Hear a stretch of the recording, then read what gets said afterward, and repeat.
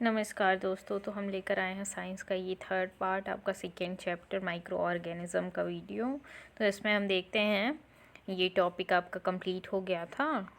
उसके बाद world wide इस यहाँ तक था, है ना, आपका कहाँ तक कंप्लीट हुआ। You might have seen the advertise on the TV और the newspaper regarding the protection of the child against the polio under the pulse polio programme. आपने सुना होगा टीवी या रेडियो में काफ़ी ये अभियान चल रहा है, कि चलता है, काफ़ी समय से चल रहा है कि पल्स पोलियो अभियान जो है बहुत ज़रूरी है। पल्स पोलियो दो बूंद ज़िंदगी की, छोटे छोटे बच्चों के लिए। तो इसी तरह से बहुत सारी वैक्सीन भी बनाई जाती हैं चिल्ड्रन के प्रोटेक्शन के लिए। World wide companion against the smallpox has finally led to its eradication from most part of the world. क्या हो रहा है कि ये जो स्मॉल पॉक्स के लिए है, तो इसके लिए भी वैक्सीन बनाने की तैयारी हो रही है वर्ल्ड में। These days the vaccine are made on the large scale from the micro organism to protect the human and the other animal from the several diseases. इस टाइम पे वैक्सीन की बहुत ज़रूरत हो रही है। वैक्सीन बहुत ज़्यादा उसमें पैमाने में बनाई जा रही हैं, क्योंकि ह्यूमन को प्रोटेक्ट और एनिमल को डिजीज़ से प्रोटेक्ट किया जा सके। Increasing of soil fertility. Some bacteria are able to fix the nitrogen from the atmosphere to enrich soil with the nitrogen and increase of the fertility. इस time पे जो bacteria है उसका यूज़ हो रहा है किसमें, नाइट्रोजन फिक्सेशन में। इन्वायरमेंट में नाइट्रोजन का फिक्सेशन करता है, जिससे हमारी फर्टिलिटी इंक्रीज़ होती है। These microbes are commonly called the biological nitrogen fixer. इन माइक्रोब्स को हम क्या कहते हैं, बायोलॉजिकल नाइट्रोजन फिक्सर कहते हैं, या फिर साइनोबैक्टीरिया कह सकते हैं हम। ब्लू ग्रीन एल्गी, ये डायग्राम देख रहे हैं आप, ये दोनों डायग्राम उन्हीं के हैं। The cleaning the environment. Boojho and Paheli has observed the school gardener making manure.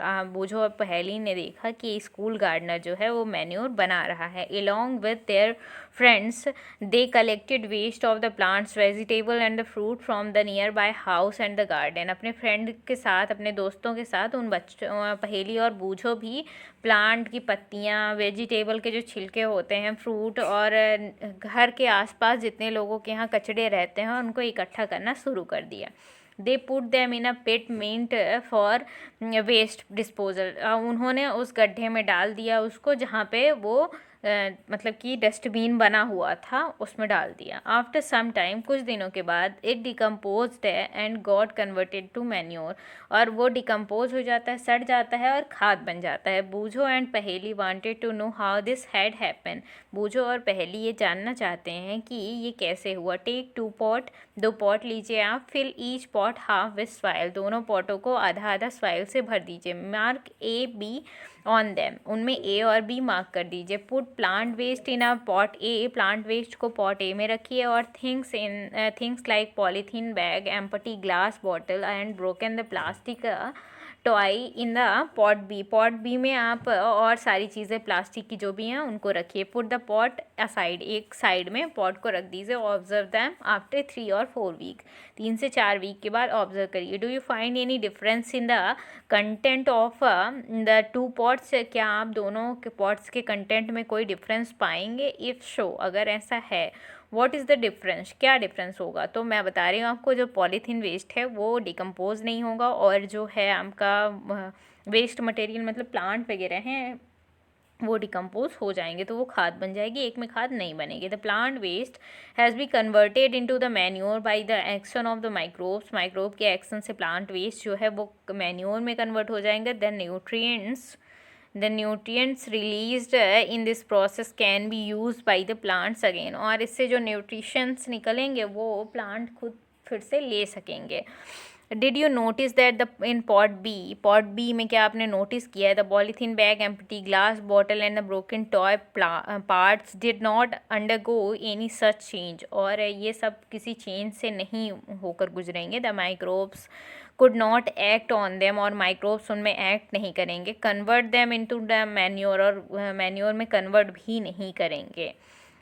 You often see a large amount of the dead organic matter in the form of the decaying plants and sometimes dead animals on the ground. So आपने कभी कभी ना dead organic matter और कभी कभी animal को देखा होगा ग्राउंड में पड़े हुए. You find that they disappear after some time. आपने देखा होगा कि वो कुछ दिनों के बाद वहाँ से गायब हो जाते हैं. This is because the micro organism decompose dead organic waste of the plant and the animals converting them into the simple substance. वो क्या करते हैं, सिंपल सब्सटेंस में कन्वर्ट करके और फिर उनको वो चेंज कर देते हैं वेस्ट में, ऑर्गेनिक वेस्ट में, microbes.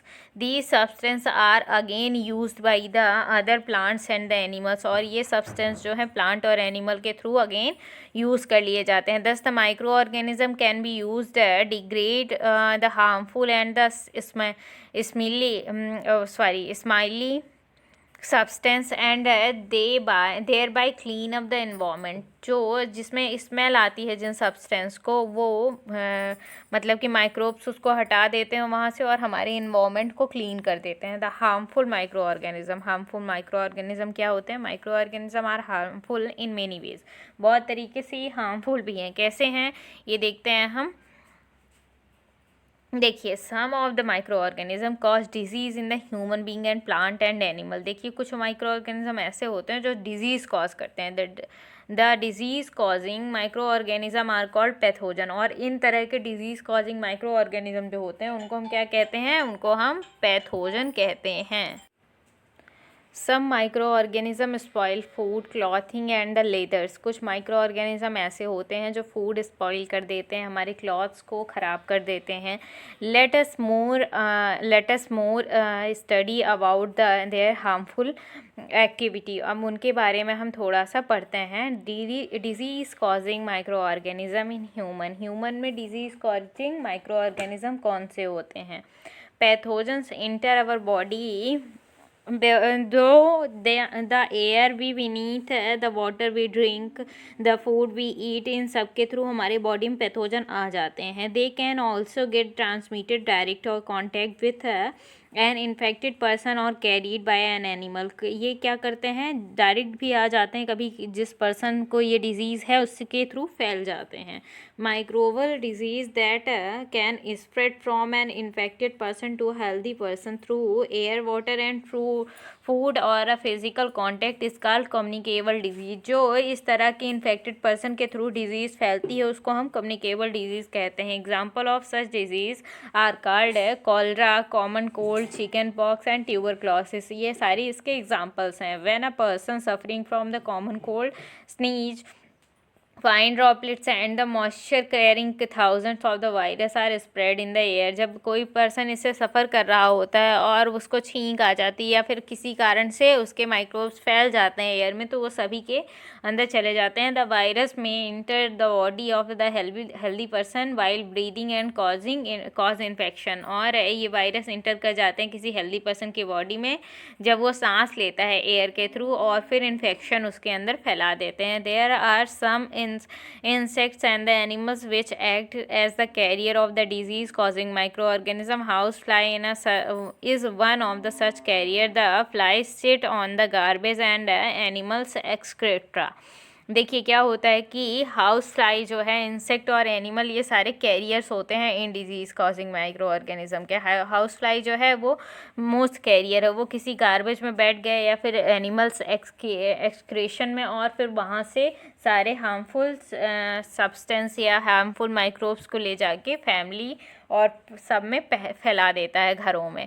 Pathogens stick to their bodies. और पैथोजन्स उनकी बॉडी में आ जाते हैं. When these flies sit on the uncovered food they may suffer from the pathogens. और जब ये किसी अनकवर्ड फूड में बैठ जाते हैं, खुले हुए खाने में, तो वो भी इंसान को नुकसानदायक हो जाता है. Whoever eat the contaminated food is likely to the get sick. और जो उसको खा लेता है वो बीमार हो जाता है. So it is advisable to always keep the food covered. तो इसीलिए एडवाइस की जाती है कि हमेशा खाना ढक कर रखें. Avoid the consuming uncovered items of food.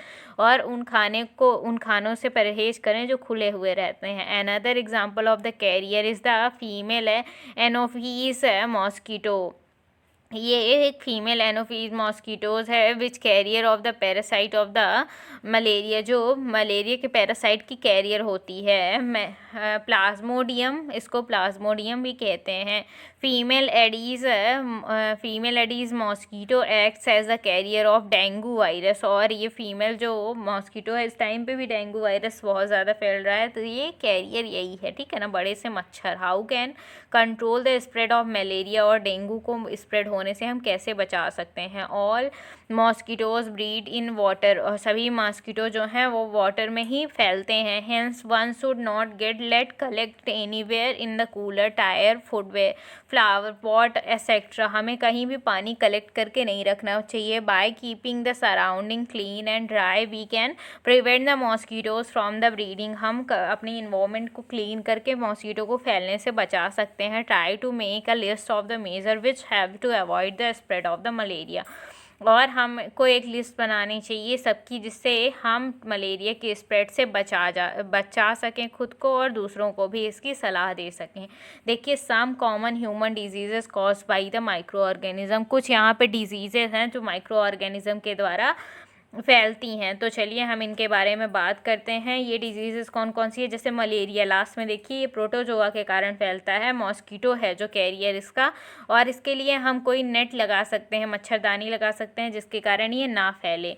Typhoid कैसे होता है, ये भी बैक्टीरिया से होता है, वाटर के थ्रू फैलता है, और हम इसके लिए कुक्ड फूड, बॉइल्ड ड्रिंक या फिर वैक्सीनेशन करा के हम इससे बचाव कर सकते हैं। तो इस तरह से पोलियो है, ये भी एक वायरस है, एयर और वाटर के थ्रू फैलता है, वैक्सीनेशन करा के ही हम इससे बच सकते हैं। तो इस तरह से बहुत सारी डिजीज़ेज़ हैं जिसके कारण हमें बहुत नुकसान होता है और हमें पता भी नहीं चलता कि ये कब फैल गई हैं। तो हमें इनके लिए काफ़ी सुरक्षित खुद को रखना होगा, ठीक है ना। तो इसके बाद हम आगे के टॉपिक्स पढ़ते हैं नेक्स्ट वीडियो में। तो हमारे मतलब चैनल को आगे आप कंटिन्यू करना चाहते हैं तो इसके लिए लाइक और सब्सक्राइब करना ना भूलें, जिससे आपको वीडियो प्रॉपरली मिलती रहे। Thank you.